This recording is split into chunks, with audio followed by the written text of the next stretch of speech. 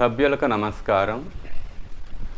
పంచవీరభద్ర విశ్వవిద్యాలయం 5వ సంవత్సరం కోర్సులో భాగంగా అన్ని రకాల మానసిక ఒత్తిడులను, శారీరక అనారోగ్యాలను నయం చేసే ఏకమూలికా వైద్యం 21 ఓంకారాలతో 7 చక్రాలలో చేయబడే సమర్థ సద్గురు స్పర్శ ధ్యానము ఈ అంశం మీద కొన్ని విషయాలను మీతో షేర్ చేసుకోబోతున్నాను.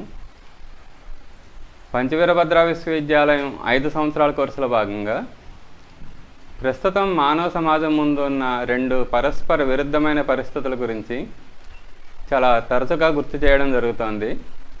ప్రతి వీడియోలోనూ ఈ విషయాన్ని గుర్తు చేయడానికి ఒక కారణం ఏంటంటే, చెప్పబోయే అంశానికి ఈ 2 పరస్పర విరుద్ధమైన పరిస్థితులకు ఉన్న సంబంధం గురించి చెప్పడమే కాకుండా, ఎవరైనా క్రొత్త వాళ్ళు ఈ వీడియో చూస్తే వాళ్ళకి బ్యాక్గ్రౌండ్ అర్థమవుతుందనే ఉద్దేశంతో ప్రస్తుతం మానవ సమాజం ముందు ఉన్న ఈ 2 రకాల పరస్పర విరుద్ధమైన పరిస్థితుల గురించి ప్రతి వీడియోలో కూడా చెప్పడం జరుగుతుంది.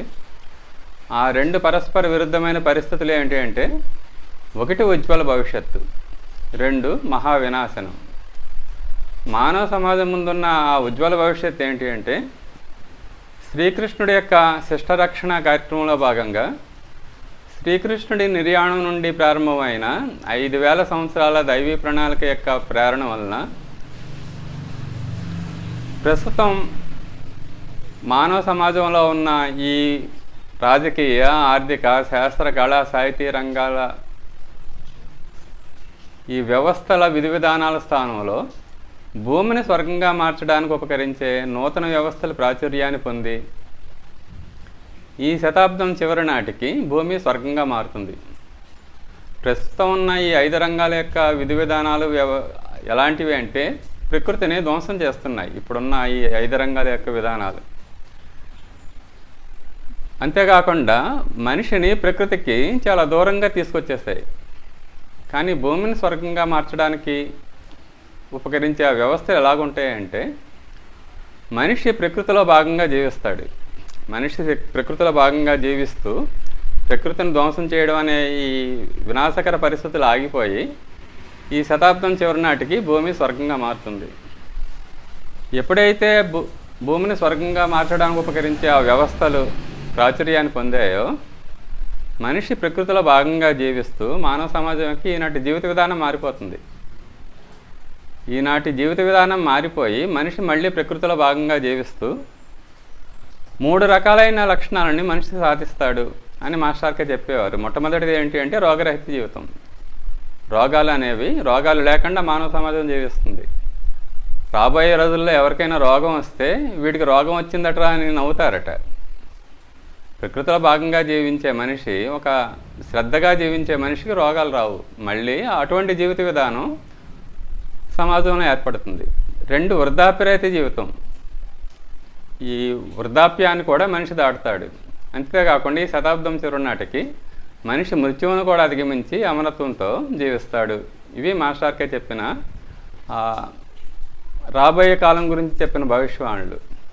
ఇప్పటికే వృద్ధాప్యాన్ని దాటడానికి, మృత్యువుని దాటడానికి, అమరత్వాన్ని సాధించడానికి మెడికల్ రంగంలో చాలా ప్రయోగాలు జరుగుతున్నాయి. కొన్ని లక్షల కోట్లు అందులో ఇన్వెస్ట్ చేస్తున్నారు. ఈవెన్ అమెజాన్ సంస్థ స్థాపకుడు జెఫ్ బెజోస్ ఇలాంటి వాళ్ళు కూడా కొన్ని $1 బిలియన్ పెట్టుబడులు పెడుతున్నారు.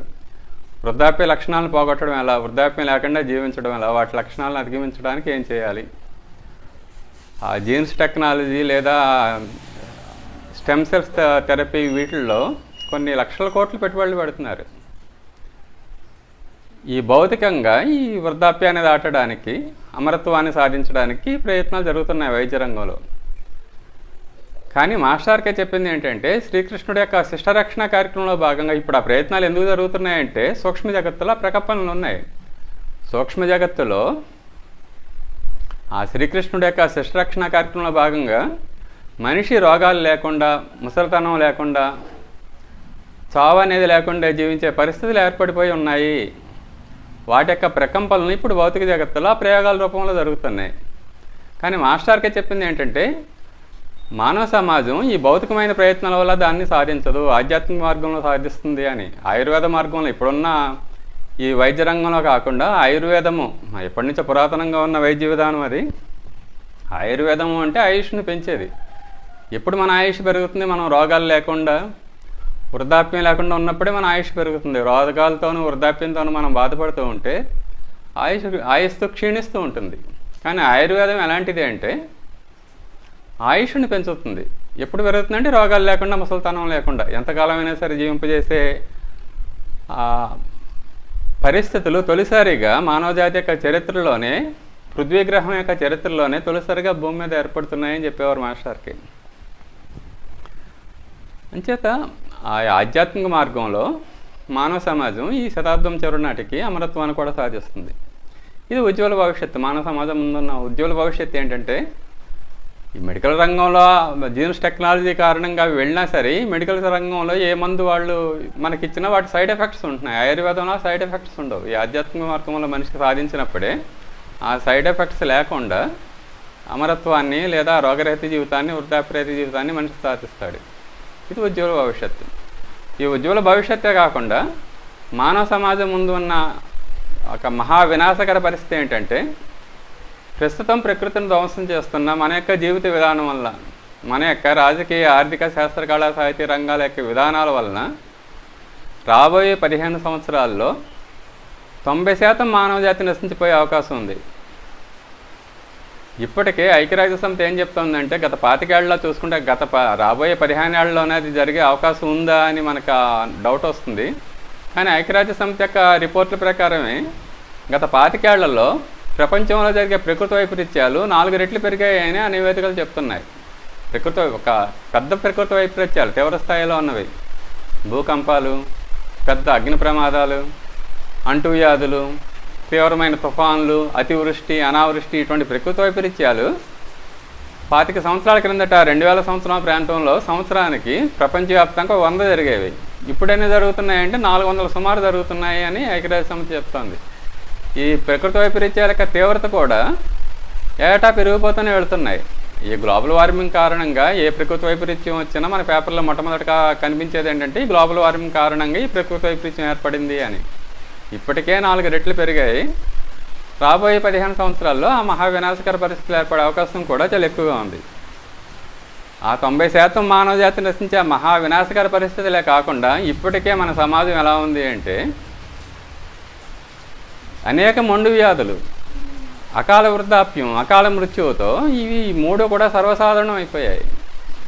సమాజం ఎటు వెళ్ళాలంటే, మనిషి రోగాలు లేకుండా, వృద్ధాప్యం లేకుండా, మృత్యువు లేకుండా భూమి స్వర్గంగా మారాలి. మనిషి మృత్యువుని దాటినప్పుడే, అమరుడైనప్పుడు భూమి మీద ఉన్న మానవ సమాజం దేవమానవ సమాజంగా మారినప్పుడే భూమి స్వర్గం అవుతుంది.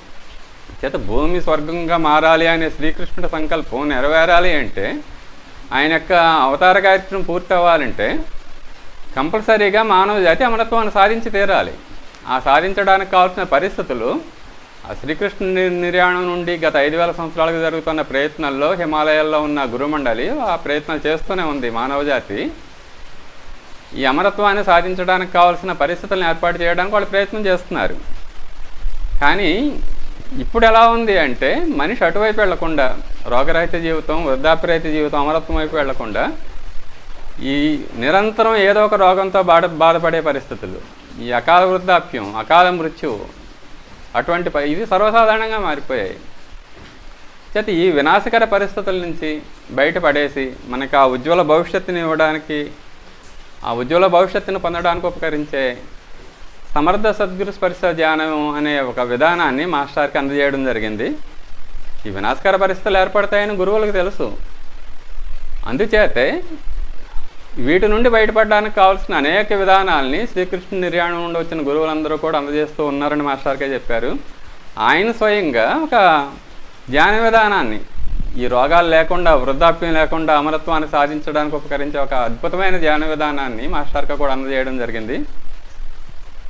ఈ ధ్యాన విధానాన్ని సుమారు 25 సంవత్సరాల క్రిందట ఆగస్టు 11, 1999న సంపూర్ణ సూర్యగ్రహణం ఏర్పడింది. ఆ సంపూర్ణ సూర్యగ్రహణం జరుగుతున్న సమయంలో గుంటూరులోని సప్తరిషి ఆశ్రమంలో మధ్యాహ్నం సుమారు 11-12 ప్రాంతంలో మాస్టర్కి ధ్యాన విధానాన్ని అందజేయడం జరిగింది. ఆ సమయంలో నేను కూడా అక్కడ ఉన్నాను. ఒక ప్రత్యేకమైన సందర్భం అది, సంపూర్ణ సూర్యగ్రహణం. 1999 ఆగస్టు 11 ఏర్పడింది. అప్పుడు ఈ ధ్యాన విధానాన్ని అమలు చేశారు. ఈ ధ్యాన విధానాన్ని అమలు చేయడమే కాకుండా ఆయన మాస్టర్గా చెప్పిన విషయం ఏంటంటే, శ్రీకృష్ణుడి యొక్క నిర్యాణం నుండి హిమాలయాల్లో ఒక సత్రయాగం జరుగుతుంది కంటిన్యూగా. సత్రయాగం అంటే దీర్ఘకాలం ఎక్కువ రోజుల పాటు జరిగితే దాన్ని సత్రయాగం అంటారు. ఒక యాగం యజ్ఞము ఎక్కువ కాలం పాటు కొనసాగితే సత్రయాగం అంటారు. గత 5000 సంవత్సరాలుగా శ్రీకృష్ణ నిర్యాణం నుండి ప్రారంభమైన ఆ సత్రయాగంలో ఋషులు ఏం చేస్తున్నారు అంటే, మనిషి రోగాలు లేకుండా, వృద్ధాప్యం లేకుండా అమరత్వాన్ని సాధించి భూమి స్వర్గంగా మారడానికి, భూమి మీద పరిస్థితులను ఏ విధంగా మార్చాలి, ఆ పరిస్థితులను మార్చడానికి అవసరమైనప్పుడు కొంతమంది గురువుల్ని ఆయా ప్రాంతాల్లో జన్మింపజేసేవారని చెప్పేవారు మాస్టర్కి. ఎక్కడెక్కడ ఈ యోగ విద్య నశించిపోయే అవకాశం ఉందో, ఎక్కడెక్కడ దుష్టత్వం విపరీతంగా పెరిగిపోయిందో ఒక అవతార పురుషుని, ఒక గురువుని అక్కడికి పంపించి ఆ పరిస్థితులను సరిచేస్తూ గత 5000 సంవత్సరాలుగా శ్రీకృష్ణ నిర్యాణం నుండి జరుగుతున్న ఆ సత్రయాగం ఆగస్టు 11, 1999 ఆ సంపూర్ణ సూర్యగ్రహణం రోజున వాళ్ళ యొక్క కార్యక్రమాలను పూర్తి చేయడం జరిగింది. ఆ పరిస్థితులు, ఏ పరిస్థితులు అయితే భూమి స్వర్గంగా మార్చడానికి ఆ సూక్ష్మ జగత్తుల వాళ్ళు ఏర్పాటు చేయవలసి ఉందో ఆ పరిస్థితులు పూర్తి కావడం వల్ల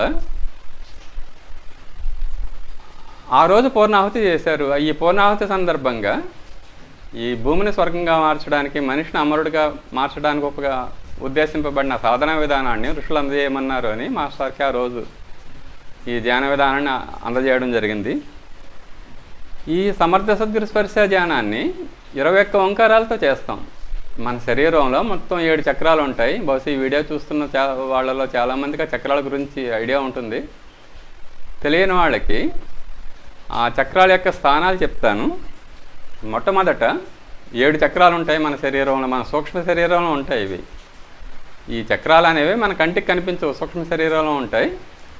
అవి మన సూక్ష్మ శరీరంలో ఎక్కడుంటాయి అంటే, మన సూక్ష్మ శరీరం కూడా మన భౌతిక శరీరం లాగానే ఉంటుంది. ఆ వెన్నుపూసలో వివిధ స్థానాల్లో ఈ చక్రాలు ఉండడం జరుగుతుంది.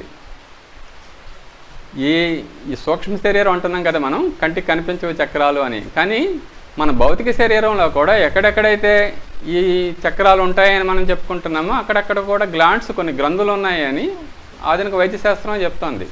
ఏ 7 చక్రాల గురించి మనం మాట్లాడుతున్నామో, 7 ప్రధానమైన ఎండోక్రైన్ సిస్టమ్ అంటారు దాన్ని, వినాళ గ్రంథులు. వాటికి ఎటువంటి డక్ట్స్ ఉండవు, నాళాలు లేకుండానే ఇంటర్ కనెక్షన్ ఉండదు. కానీ అవి హార్మోన్స్ ప్రొడ్యూస్ చేస్తున్నాయి. ఆ హార్మోన్స్ వల్లే మనిషి యొక్క ఆరోగ్యం, మనిషి యొక్క స్వభావం ఆధారపడి ఉంటుందని వైద్యశాస్త్రం చెప్తుంది. మన యోగశాస్త్రం కూడా మనిషి యొక్క స్వభావం, మనిషి యొక్క ఆరోగ్యం ఇదంతా కూడా చక్రాల మీద ఆధారపడి ఉంటుంది అని మన యోగశాస్త్రం కూడా చెప్తుంది. అంటే ఎక్కడెక్కడైతే ఈ చక్రాల యొక్క ఉనికి ఎంత సైంటిఫిక్ అంటే, ఎక్కడెక్కడైతే మన చక్రాలు ఉన్నాయో అక్కడక్కడ గ్లాండ్స్ కూడా ఉన్నాయి.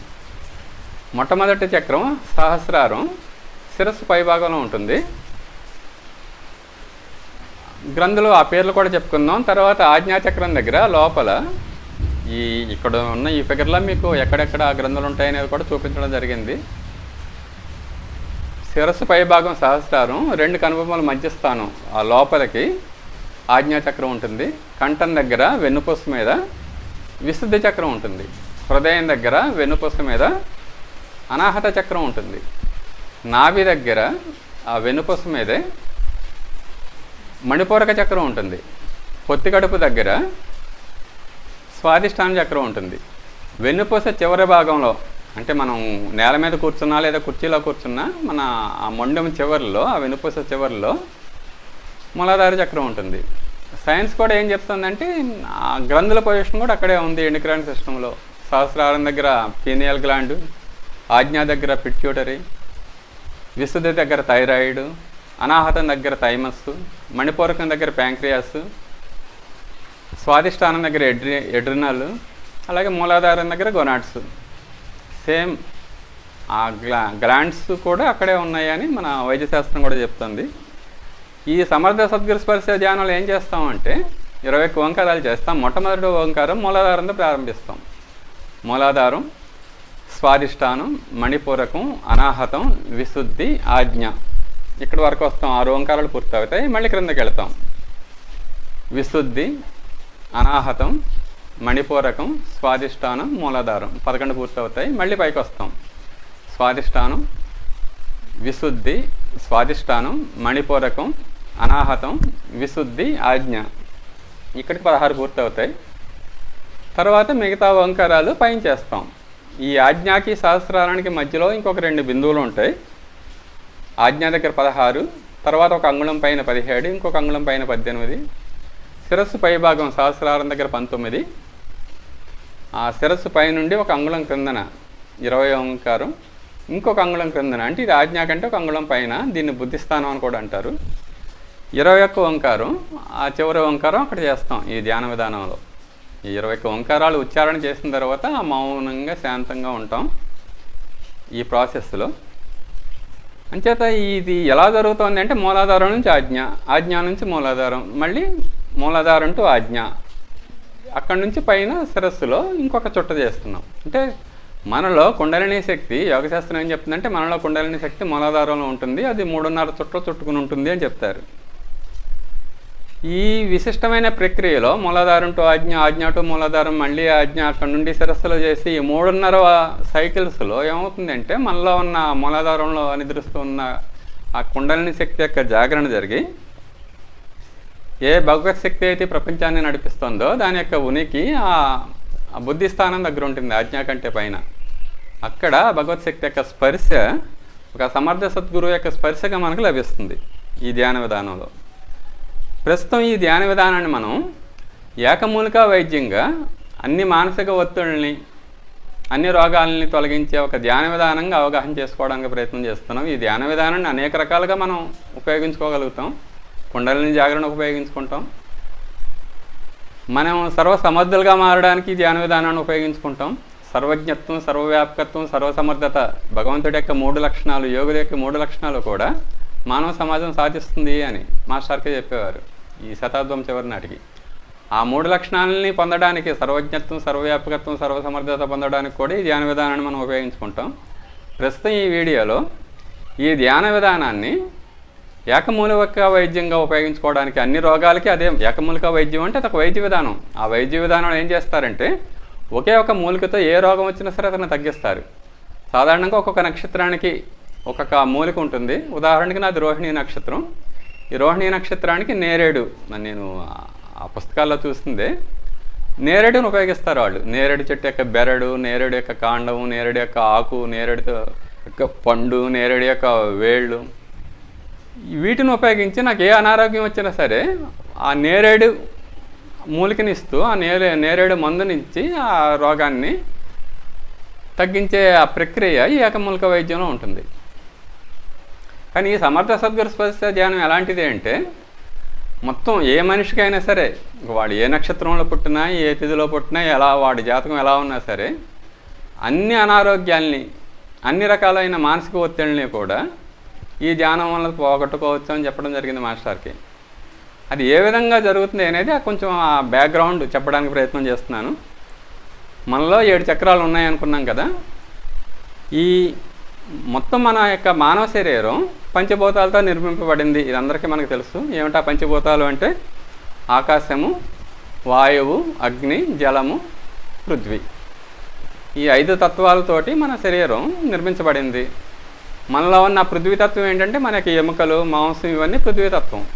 అందుకే ఎవరన్నా లావు ఎక్కువగా ఉంటే ఆ బరువు తగ్గడానికి, ఆ లావు తగ్గడానికి ఈ ముద్రలు అనే ప్రక్రియలు, ఈ ముద్రల గురించి కూడా మనం ఒక సెపరేట్గా వీడియో చెప్పుకుందాం. ఆ పృథ్వీతత్వాన్ని కంట్రోల్ చేసే ఆ ముద్ర పెట్టేస్తారు బరువు తగ్గడానికి. ఆ పృథ్వీతత్వం కూడా వల్ల మనలో ఈ ఫ్యాట్నెస్ పెరిగి బరువు పెరుగుతాం కాబట్టి తగ్గించడానికి ప్రయత్నం చేస్తారు అందులో.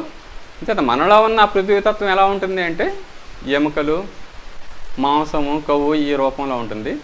జలతత్వం రక్తము, యూరిన్, మిగతా మన శరీరంలో ఉన్న ఫ్లూయిడ్స్ అన్నీ కూడా ఈ జలతత్వానికి సంబంధించినవి. ఈ మన శరీరంలో ఉన్న పృథ్వీతత్వం యొక్క కంట్రోలింగ్ పాయింట్ ఎక్కడ ఉంటుందంటే మూలాధారంలో ఉంటుంది. యోగశాస్త్రం ఏం చెప్తుందంటే ఆ పృథ్వీతత్వంలో ఎగుడు దిగులు రావడంలో మనిషి సన్నబడడం కానీ లావడం కానీ జరుగుతుంది. అలాగే స్వాధిష్టాన చక్రంలో గందరగోళం జరగడం వల్ల మనలో జలతత్వం పెరగడం కానీ తగ్గడం కానీ జరుగుతుంది. ఆ జలతత్వం యొక్క కంట్రోలింగ్ పాయింట్ స్వాధిష్టాన చక్రంలో ఉంటుంది. మన శరీరంలో సెట్ అని వేడి ఉంటుంది. ఆ వేడి అది అగ్నితత్వం. దాని యొక్క కంట్రోలింగ్ పాయింట్ మణిపూరక చక్రం దగ్గర ఉంటుంది. అలాగే మనం శ్వాస పీలుస్తూ ఉంటాం, వాయుతత్వం అనాహతం దగ్గర ఉంటుంది. మాట్లాడుతూ ఉంటాం, ఆకాశతత్వం. ఈ ఆకాశతత్వం యొక్క లక్షణం శబ్దం. సేమ్ ఇక్కడ వాయుతత్వం లంగ్స్లో వాయువు ఉంటుంది, అక్కడే అనాహత చక్రం ఉంది. అలాగే నాభి దగ్గర వేడి, మన డైజెషన్ సిస్టంలో ఎక్కువ వేడి ఉపయోగపడుతుంది, అక్కడే ఆ అగ్నితత్వానికి సంబంధించిన మణిపూరక చక్రం ఉంటుంది. ఆ యూరిన్ పాస్ అవుట్ అవి క్రింద కిడ్నీస్ అవి, ఆ జలతత్వానికి సంబంధించిన స్వాదిష్టాన చక్రం అక్కడ ఉంటుంది. ఆ మల విసర్జన పృథ్వీతత్వానికి సంబంధించిన గ్లాండ్, ఆ చక్రము మూలాధారంలో ఉంటుంది. మానవ శరీరాన్ని సైంటిఫిక్గా కూడా మనం ఈ విధంగా అవగాహన చేసుకోవచ్చు. అంచేత మనలోనే పృథ్వీతత్వం యొక్క కంట్రోలింగ్ పాయింట్ మూలాధారం, జలతత్వం యొక్క కంట్రోలింగ్ పాయింట్ స్వాదిష్టానం, అగ్నితత్వం యొక్క కంట్రోలింగ్ పాయింట్ మణిపూరకం, వాయుతత్వం యొక్క కంట్రోలింగ్ పాయింట్ అనాహతం, ఆకాశతత్వం యొక్క కంట్రోలింగ్ పాయింట్ విశుద్ధి. ఈ ఆయుర్వేదం ఏం చెప్తుంది అంటే, ఈ మనలో ఈ 5 తత్వాలు కరెక్ట్గా ఉంటే శారీరక అనారోగ్యాలు రావు.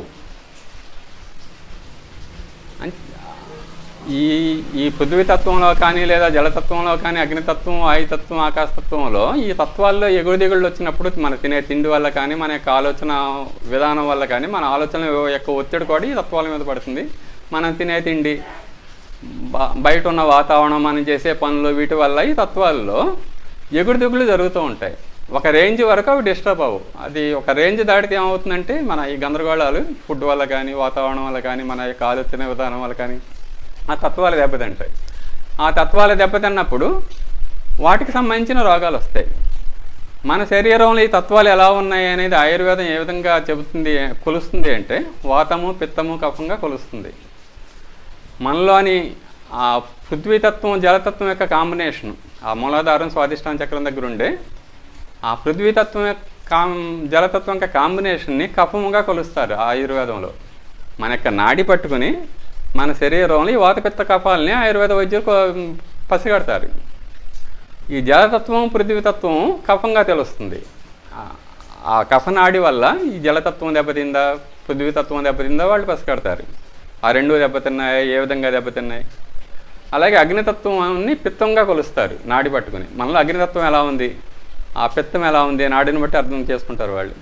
అలాగే ఆకాశతత్వం, వాయుతత్వం యొక్క కాంబినేషన్ వాతము, వాయుతత్వం వాతం, అగ్నితత్వం పైత్యం, పిత్తము, జలతత్వం కఫము. అంచేత ఈ వాతపిత్త కఫాలుగా వాళ్ళు గుర్తుపట్టి ఆ తత్వాలను సరి చేయడానికి మందిస్తారు. ఆ తత్వాలు ఎప్పుడైతే సరి అయ్యాయో అనారోగ్యం తొలగిపోయి ఆరోగ్యం ఏర్పడుతుంది. చేత ఒక పర్టికులర్ రోగానికి ఒక మందు కాకుండా ఆయుర్వేదంలో చేసే ప్రక్రియ ఏంటంటే, ఈ పంచతత్వాల్ని సరి చేస్తారు వాళ్ళు. ముఖ్యంగా 3 తత్వాలు, జలతత్వం, అగ్నితత్వం, వాయుతత్వం. ఆకాశతత్వం పైన ఉంటుంది, పృథ్వీతత్వం క్రింద ఉంటుంది. ఆకాశం తర్వాత వాయువు, వాయువు తర్వాత అగ్ని, అగ్ని తర్వాత జలము, జలము తర్వాత పృథ్వీ. ఈ సాధారణంగా పృథ్వీతత్వంలోనూ ఆకాశతత్వంలోనూ పెద్దగా మార్పులు రావు. ఎక్కువగా మారే తత్వాలు ఏంటంటే జలతత్వం, అగ్నితత్వం, వాయుతత్వం త్వరగా మారిపోతాయి. అంచేత ఈ 3ంటిని ప్రధానంగా కొలిస్తే సరిపోతుంది. అంచేత ఆ తత్వాలకి మళ్ళీ సరి చేయడానికి కావాల్సిన మెడిసిన్ ఇవ్వడం ద్వారా ఆ అనారోగ్యాన్ని తొలగిస్తూ ఉంటారు. కానీ అసలు ఆయుర్వేదం యొక్క ఉద్దేశం ఏమని చెప్పేవారంటే మాస్టర్కి, రోగానికి మందు ఇవ్వకూడదట ఆయుర్వేదం. మనిషి యొక్క వాతపిత్త కఫాలను పరిశీలించి ఆ కరెక్ట్ ఆయుర్వేద వైద్యుడు ఒక నాటి పట్టుకుంటే 6 నెలల ముందే రోగాన్ని పసిగడతాడట. 6 నెలల ముందే మందు ఇవ్వాలట ఆయుర్వేదంలో. అది రోగం వచ్చిన తర్వాత మందు ఇస్తే అది ప్రకృతి వైద్యం, మూలిక వైద్యం అవుతుంది తప్ప ఆయుర్వేదం అవదు. ఆయుర్వేదంలో ఏం చేయాలంటే అది రోగాన్ని రాకుండా చేయాలి. రాబోయే రోజుల్లో మన జీవితం ఎలా ఉంటుందంటే ఈ రోగాలు లేకుండా ఉంటుంది అనుకుంటున్నాం కదా. అంటే రోగాలు రాకుండా చేయగలగాలి. అంటే ఆ వాతపిత్త కఫాలు బ్యాలెన్స్లో ఉంటే రోగం రాదు. ఈ వాతపిత్త కఫాలు అంటే ఇప్పుడు మనకి ఏదైనా అనారోగ్యం వస్తే ఆ పథ్యము అపథ్యము కనుక ఫాలో అయితే ఆ ఒక్కొక్క రోగం అది వాతం వల్ల వస్తుందా, పిత్తం వల్ల వస్తుందా, కఫం వల్ల వస్తుందా తెలుస్తుంది. దానికి అపథ్యము పథ్యం ఏమేమి తినచ్చు, అపథ్యం ఏమేమి తినకూడదు, ఆ ఫుడ్ దగ్గర మనం ఆ ఆహార నియమాలు కనుక పాటిస్తే 100% రోగాలకి మనం హాస్పిటల్కి వెళ్ళక్కర్లేదు.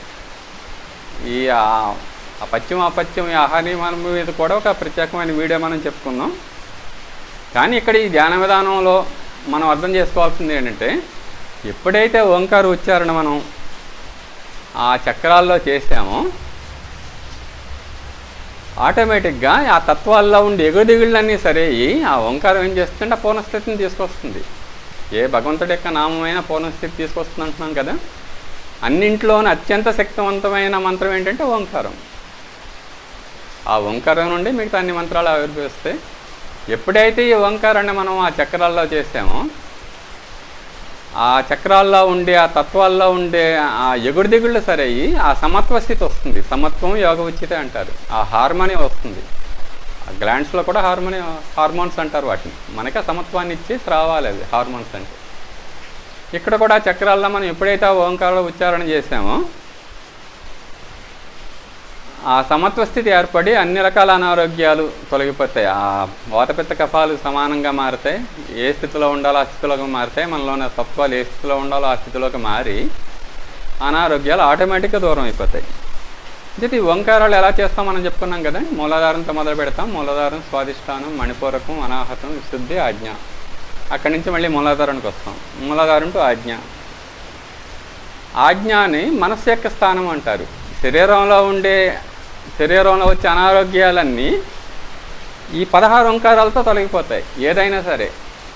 ఆ తర్వాత మనసులో ఏర్పడే ఒత్తిడి, మనసులో వచ్చే సమస్యలు, ఈ మానసిక సమస్యలు, మానసిక ఒత్తిడి తొలగడానికి మనసులో కూడా మన ఇప్పుడున్న జీవిత విధానం వల్ల అనేక రకాలైన ఒత్తిళ్ళు ఏర్పడి మనం తినే తిండి వల్ల, రకరకాల వ్యవహారాల వల్ల ఆ మానసిక ఒత్తిడి, మానసిక సమస్యలు కూడా ఇప్పుడు సర్వసాధారణంగా మారిపోయి ఈ మనసులో ఏర్పడే ఒత్తిడి సమస్యలు ఆ 16 నుండి 21 వరకు చేస్తే ఆ ఓంకారాలు వెళ్ళిపోతాయి.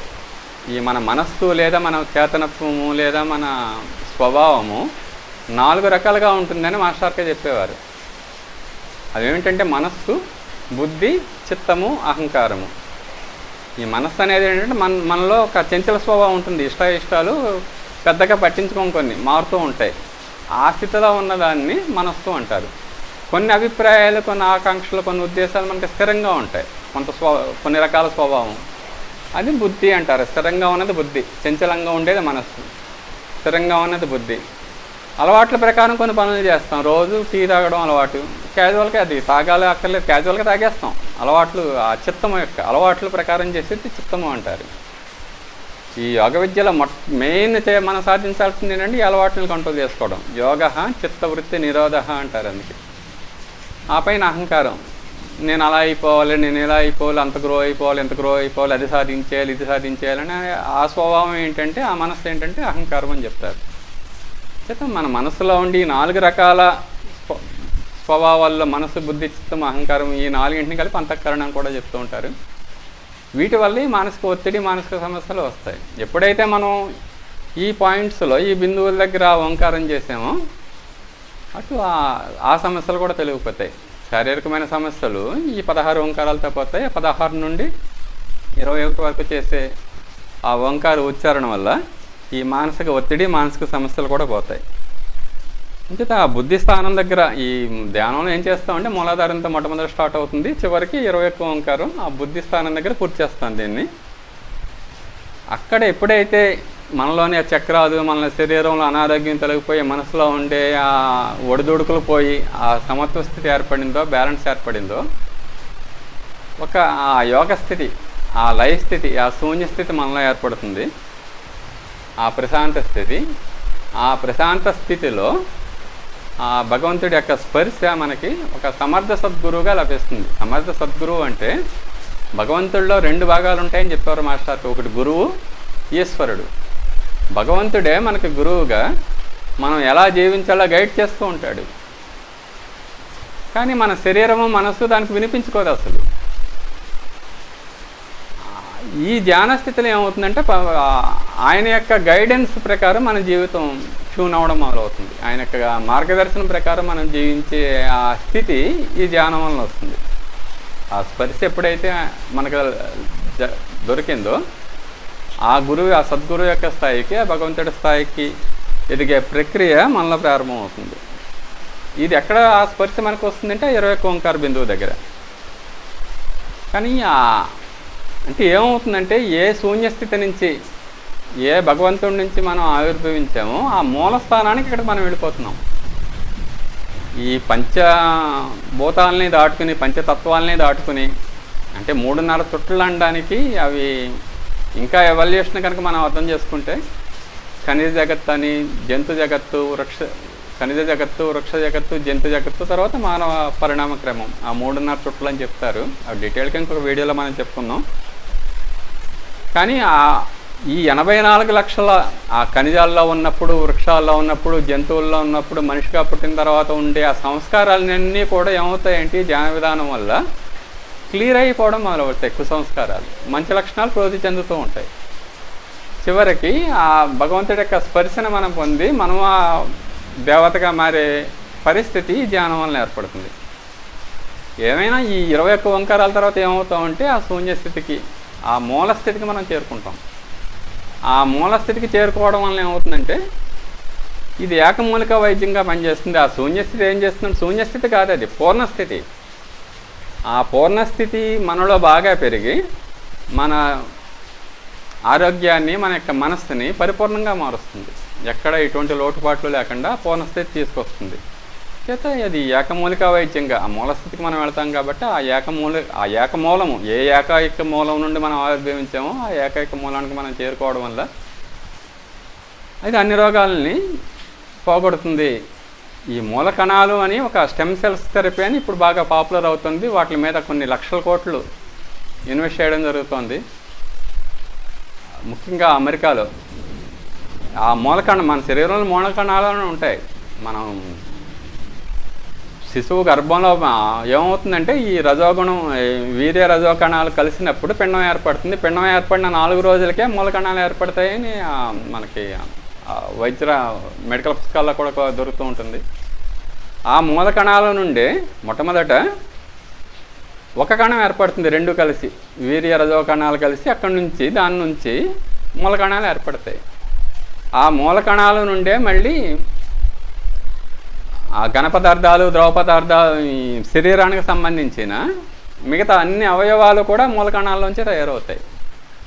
ఇప్పుడు శాస్త్రవేత్తలు ఏం చేస్తున్నారంటే ఆ మూలకణాలు ఇప్పటికీ మన శరీరంలో ఎముకల యొక్క మధ్యలోను, లివర్ దగ్గర దొరుకుతాయి. వాటిని తీసుకుని రకరకాల రోగాలను నయం చేయడానికి, ముఖ్యంగా బ్లడ్ క్యాన్సర్, అలాగే ఆ మూలకణాలు తీసుకుని రకరకాల అవయవాలు తయారు చేయడానికి వాళ్ళు ప్రయోగాలు చేస్తున్నారు. ఆ మూలకణాలు మనలో ఎక్కువ డెవలప్ చేయడానికి కూడా వాళ్ళు ప్రయత్నం చేస్తున్నారు. ఆ ప్రయోగాలు కూడా వాళ్ళ ప్రయోగాల్లో తేలింది ఏంటంటే ఈ శూన్యస్థితిలో ఆ మూలకణాలు బాగా డెవలప్ అవుతున్నాయని. ఎప్పుడైతే మనం ఆ ధ్యానంలోకి, ఆ శూన్యస్థితిలోకి వెళ్ళామో మనలో ఆ మూలకణాల యొక్క తయారీ పెరిగి ఎక్కడెక్కడ ఆ మూలకణాలు అవసరం ఉందో, ఎక్కడెక్కడ ఆ కణాల యొక్క లోటుపాట్లు ఉన్నాయో అవన్నీ సరే అయ్యి పూర్తి ఆరోగ్యం చేకూరుతుంది అని యోగశాస్త్రం చెప్తుంది. చేత ఈ ధ్యాన విధానం ఎంతలా పనిచేస్తుందని మాస్టర్గా చెప్పేవారంటే ఇది సూర్యోదయం, సూర్యాస్తమయ సమయాల్లో చేయమని చెప్పేవారు. కరెక్ట్గా సూర్యోదయంగా 21 ఓంకారాలు పూర్తవ్వాలి, అలాగే కరెక్ట్గా సూర్యాస్తమయానికి 21 ఓంకారాలు పూర్తవ్వాలి. లేదు కరెక్ట్గా ఉదయం 6 గంటలకి, సాయంత్రం 6 గంటలకి, అయితే సూర్యోదయం, సూర్యాస్తమయం ఆ టైం అయినా మెయింటైన్ చేయొచ్చు. లేదా కరెక్ట్గా 6 గంటలకి, కరెక్ట్గా ఉదయం 6 గంటలు, సాయంత్రం 6 గంటలకి ఆ 21 ఓంకారాలు పూర్తవ్వాలి. పూర్తయిన తర్వాత ఒక 10 నిమిషాలు ఆ మౌనంగా ఉండిపోతాం, ఆ స్పర్శను ఫీల్ అవుతూ ఆ బుద్ధి స్థానం దగ్గర, 21 ఓంకారం దగ్గర. ఇది రెగ్యులర్గా మనం చేస్తూ ఉంటే ఏమవుతుందని చెప్పారంటే మాస్టర్కి 99 సంవత్సరాల వయసులో ఊడిపోయిన పళ్ళు తిరిగి వస్తాయి అన్నారు ఆయన. తెల్ల జుట్టు నల్లబడుతుంది, కనీసం ఆ తెల్ల జుట్టు నిలబడడానికన్నీ చేయండి అనేవారు. దీన్ని అసలు సమర్థ సద్గురు ఉద్దేశం అది కాదు, మిమ్మల్ని సర్వజ్ఞులుగా, సర్వసమర్థులుగా, సర్వవ్యాపులుగా మార్చడం. ఆ యోగ లక్షణాలు ప్రక్కన పెట్టేయండి, కనీసం మీ తెల్ల జుట్టు నిలబడడానికైనా, ఊడిపోయిన పళ్ళు రావడానికైనా దీన్ని చేయండి అని చెప్తూ ఉండేవారు ఆయన. ఆ స్పర్శ లభిస్తే ఏమవుతుందని మాస్టర్కే చెప్పేవారంటే మూకం కరోతి వాచాలం పంగుం లంగయతే గిరిం యత్కృపా తమహం వందే పరమానంద మాధవం. మగవాళ్ళు మంచి ఉపన్యాసకులుగా మారిపోతారట, మాట్లాడడం చేతగాని వాళ్ళు, మాట్లాడలేని వాళ్ళు మంచి ఉపన్యాసకులు అయిపోతారట. పంగుం లంగయతే గిరిం, కుంటి వాళ్ళు పర్వతాలను దాటేస్తారట. అంత సర్వసమర్థత కూడా ఈ ధ్యాన విధానం వల్ల మనకు వస్తుంది. ఇంత ధ్యాన విధానాన్ని ఒకసారి మనం చేద్దాం. ఈ ధ్యానాన్ని చేసేటప్పుడు పద్మాసనం వేసుకోవడం చాలా మంచిది. ఈ ధ్యాన స్థితికి పద్మాసనం చాలా బాగా ఉపయోగపడుతుంది. పద్మాసనం ఒకటి అలవాటు చేసుకుందాం. అలాగే చిన్ముద్ర, లేదా ధ్యానముద్ర. ధ్యానముద్ర అంటే ఎడమ అరచేయి క్రింద కుడి అరచేయి పైన పెట్టుకుని ఆ ఒళ్ళో పెట్టేసుకుంటాం. లేదా చిన్నముద్ర రెండు మోకాళ్ళ దగ్గర పెట్టుకుంటాం. చిన్నముద్ర ఈ బొటన వేలు చూపుడు వేలు రెండు కలిపి దీన్ని చిన్నముద్ర అంటారు. ఇది ఈ ధ్యాన స్థితికి బాగా ఉపయోగపడుతుంది. కానీ మన శరీరంలో ఉండే ఇది మనం ఏకమూలిక వైద్యంగా యూజ్ చేసుకుంటున్నాం కాబట్టి ఈ ధ్యానాన్ని ఈ మన శరీరంలో కూడా పంచతత్వాల యొక్క కంట్రోలింగ్ పాయింట్స్ ఉంటాయి. ఇది జలతత్వం, ఇది పృథ్వీతత్వం, ఆకాశతత్వం, వాయుతత్వం, అగ్నితత్వం. ఈ చేతి వేళ్ళు కలపడం ద్వారా కలపడాన్ని ముద్రలు అంటారు. వివిధ రకరకాల ముద్రలు ఉంటాయి. మన యొక్క అనారోగ్యం బట్టి కూడా ఆ ముద్రలు వేసుకోవచ్చు. ఈ ముద్రల గురించి ఒక వీడియోలో మనం చెప్పుకుందాం. మనం అనారోగ్యాన్ని పోగొట్టుకోవడానికి చేసినప్పుడు అనారోగ్యానికి సంబంధించిన ముద్ర కూడా పెట్టుకుంటే ఆ ప్రాసెస్ అనారోగ్యం తొలగిపోయే ప్రక్రియ త్వరగా జరుగుతుంది. అంచేత ఒకసారి ఈ ధ్యానాన్ని చేద్దాం. మొట్టమొదటి ఏం చేస్తామంటే నడుము మెడ శిరస్సు స్ట్రైట్గా ఉంచుకుంటాం. పద్మాసనంలో కూర్చుంటాం లేదా ఒక కుర్చీలో కానీ స్టూల్ మీద కానీ నడుము మెడ శిరస్సు స్ట్రైట్గా ఉంచుకుంటాం. ఇది వెన్నుపూసలో చేస్తున్నాం కాబట్టి ఆ స్ట్రైట్గా ఉంచుకోవడం ముఖ్యం. చిన్ముద్ర లేదా ధ్యానముద్ర పెట్టుకుంటాం. మనస్సుని మూలాధారం దగ్గర తీసుకెళ్తాం. అంటే వెన్నుపూస చివరి భాగానికి తీసుకెళ్తాం. మొట్టమొదటి ఓంకారం అక్కడ చేస్తాం. ఈ ఓంకారం చేసేటప్పుడు గాలి అక్కడ పీల్చుకుంటాం. గాలి అక్కడ పీల్చుకుని ఓంకారం ఉచ్చారణ చేసేసరికి గాలి బయటకు వెళ్ళిపోతుంది. మళ్ళీ తర్వాత చక్రానికి వస్తాం. అక్కడ మళ్ళీ గాలి పీల్చుకుంటాం. అంటే మూలాధార చక్రం దగ్గరకు వచ్చాం, గాలి పీల్చుకుందాం. మొదటి ఓంకారం చేద్దాం. ఓ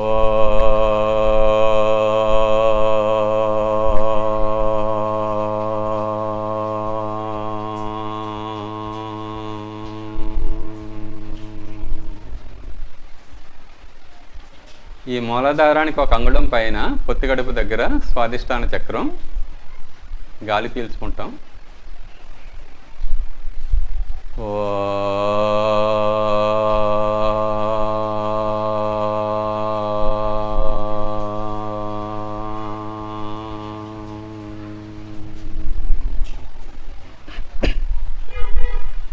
ఈ ధ్యానాన్ని కళ్ళు మూసుకునే చేస్తాం. ధ్యానం పూర్తయ్యే వరకు కళ్ళు తెరవం. ఇంకా స్వాదిష్టానం దగ్గర నాభి దగ్గర వెన్నుపూస మీద మణిపూరక చక్రం. గాలి పీలుస్తాం. ఓ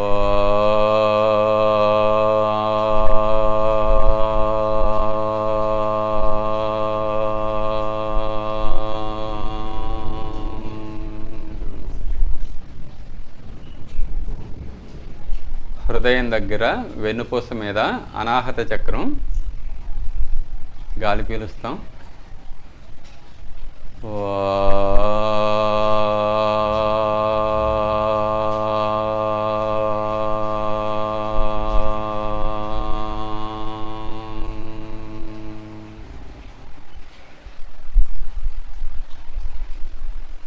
కంఠం దగ్గర విశుద్ధి.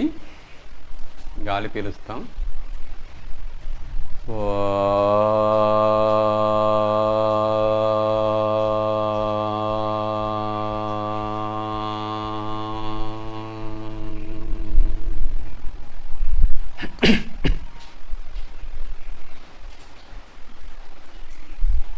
రెండు కనుబొమ్మల మధ్యస్థానం ఆజ్ఞాచక్రం.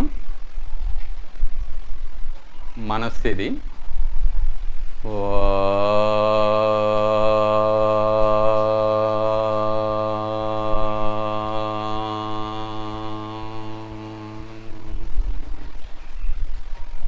ఈ ఆజ్ఞాచక్రం నుండి క్రింద 5 తత్వాలు ఆవిర్భవిస్తాయి.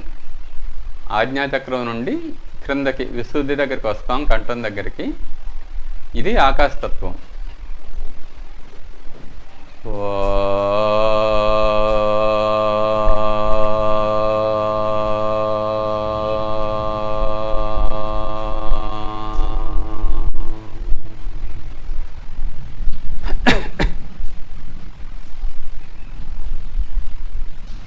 హృదయం దగ్గర వెన్నుపూస మీద అనాహత చక్రం, వాయుతత్వం. ఓ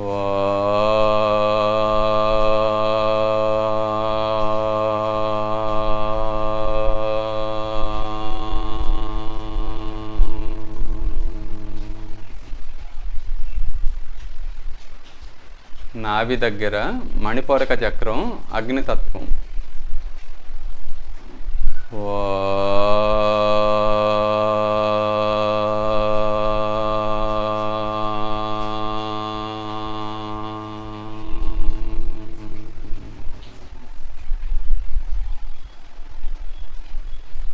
పొత్తికడుపు స్థానం స్వాదిష్టానం జలతత్వం.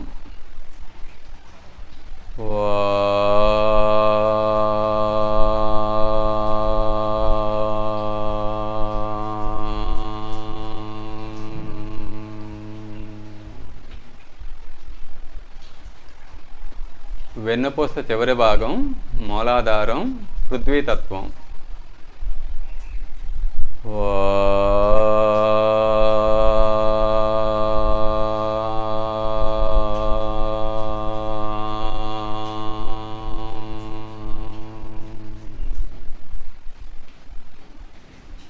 ఒక అంగుళం పైన స్వాదిష్టానం జలతత్వం.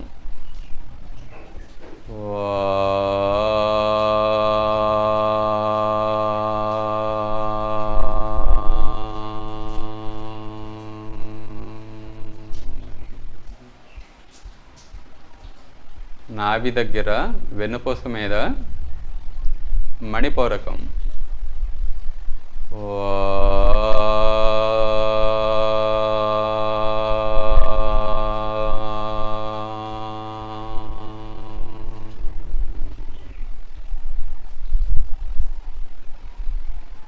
హృదయం దగ్గర వెన్నుపూస మీద అనాహత చక్రం.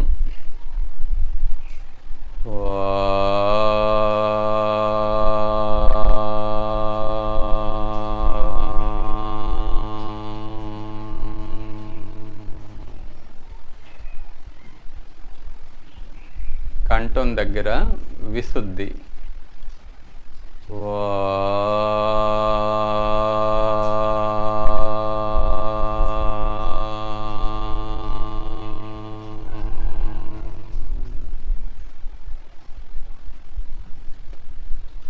రెండు కనుబొమ్మల మధ్యస్థానం ఆజ్ఞ.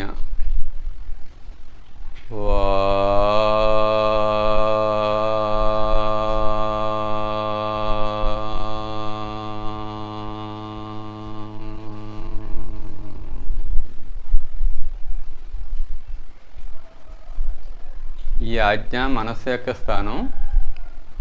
ఈ ఆజ్ఞ కంటే ఒక అంగుళం పైన బుద్ధి స్థానం.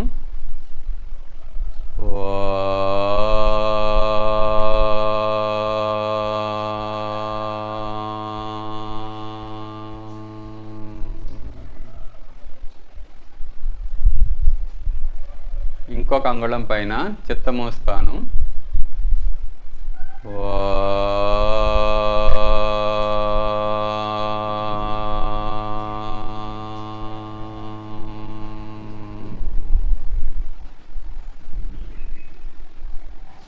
శిరస్సు పైభాగం సహస్రారం అహంకారం యొక్క స్థానం.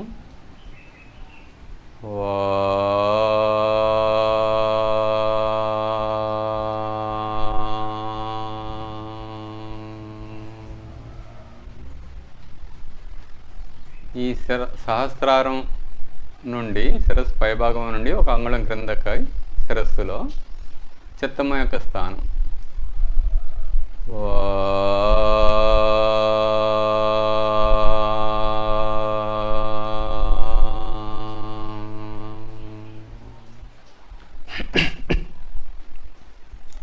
ఇంకొక అంగుళం క్రిందన బుద్ధి స్థానం.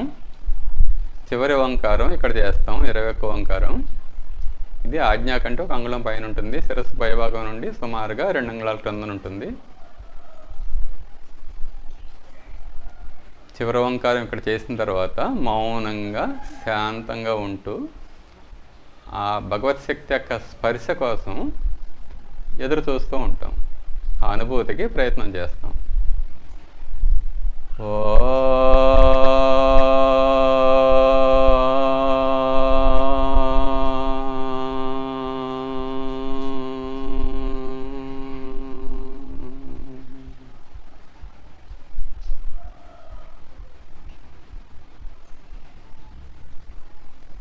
మనస్సుని ఆ 21 ఓంకార బిందువు దగ్గర ఉంచుకొని బుద్ధి స్థానం దగ్గర ఆ భగవత్ శక్తి యొక్క స్పర్శ, మనలో ఉన్న భగవత్ శక్తి యొక్క స్పర్శ ఈ ప్రపంచం మొత్తాన్ని నడిపిస్తున్న ఆ పరమశూన్య స్థితి, ఆ పరమే వ్యోమన యొక్క ఆ అనుభూతిని పొందడానికి ప్రయత్నం చేస్తాం. మౌనంగా, ఎంత మౌనంగా ఉండగలిగితే అంతగా స్పర్శ మనకు లభిస్తుంది.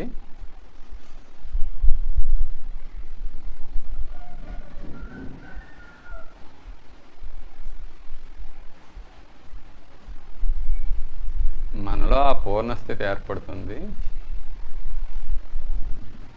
అన్ని అనారోగ్యాలు, అన్ని మానసిక ఒత్తిళ్ళు తొలగిపోయి ఆ శాంత స్థితి ఏర్పడుతుంది మనలో.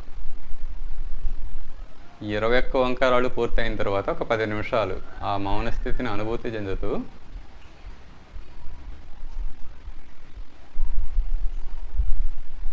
ఓం శ్రీమాతా శ్రీ మహారాజ్ఞీ శ్రీమత్సింహాసనేశ్వరీ చిదగ్నికుండ సంభూతాం దేవకార్య సముచ్యత. లలిత సహస్రనామంలోని ఈ నామాలు చేసి కళ్ళు తెరుస్తాం. ఈ ధ్యానం ఏం చేస్తుంది అంటే మన యొక్క అన్ని రోగాలని, అన్ని మానసిక ఒత్తిడిని తొలగించడమే కాకుండా దేవకార్య సముజ్యత శ్రీ శివాశివ శక్తి ఐక్య రూపిణి లలితాంబిక. శివం అంటే శాంతస్థితి, శక్తి అంటే, శివం అంటే పొటెన్షియల్ ఎనర్జీ, శక్తి అంటే కైనెటిక్ ఎనర్జీ. మనలో ఆ కైనెటిక్ ఎనర్జీ, ఆ ఉత్సాహం, ఆ యాక్టివిటీ బాగా డెవలప్ అయ్యి దేవకార్య సముజ్యత, దేవతలు ప్రపంచం మొత్తానికి ఉపయోగపడే పనులు చేస్తారు. మనం కూడా ప్రపంచం మొత్తానికి ఉపయోగపడే పెద్ద పెద్ద పనులు చేసే సమర్థత ఈ ధ్యానం వల్ల వస్తుంది. అనారోగ్యాలు తొలగడమే కాదు, మనం సర్వసమర్థులుగా కూడా మారుతాం.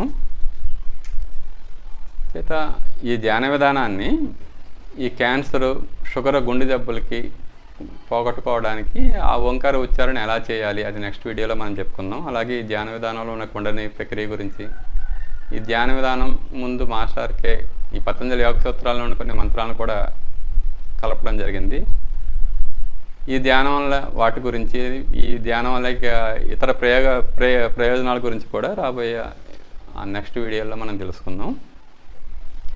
ఈ పంచవీరభద్ర విశ్వవిద్యాలయం 5వ సంవత్సరం కోర్సుకి కంట్రిబ్యూటర్స్ సభ్యులుగా సహకరిస్తూ ఈ ధ్యానాన్ని ఎవరైనా దీక్షగా తీసుకోదలుచుకుంటే ఈ 5వ సంవత్సరం కోర్సుకి కంట్రిబ్యూటర్స్గా సభ్యులుగా సహకరిస్తూ పర్సనల్గా కూడా ఈ ధ్యానాన్ని దీక్షగా తీసుకోవచ్చు.